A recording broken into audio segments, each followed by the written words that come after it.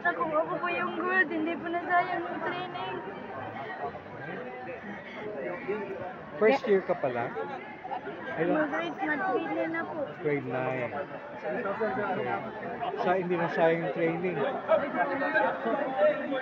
First gold niya, naganda gold mo ba to na sumali siya sa Palawan? Yung unang silver sa Cebu. Sa 3,000. So defending champion ka lang? Or...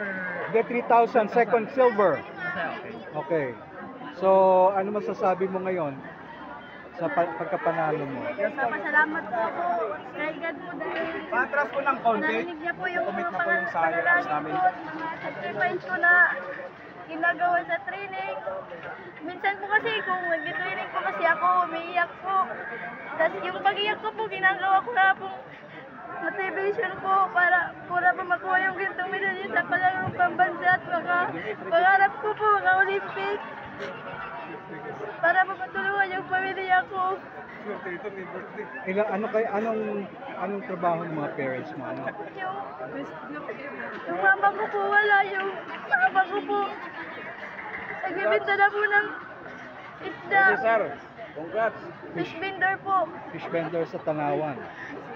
Sa San Miguel po, at naka-enroll po ko sa Tanawan. Okay. Tapos paano ka napasok sa running ano?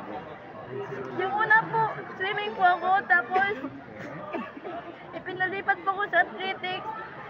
Dahil sabi po ng coach ng swimming ko, baka doon ka mag-improve sa athletics po. Pinatry na po ako. Maliit pa lang po ako noon. Mga grade 6, tapos hindi po ako nakapalaro dahil nadikya po ako sa PSA ko. Elementary ko po, tapos yung pang-high school po yun, nakuha ko po yung silver.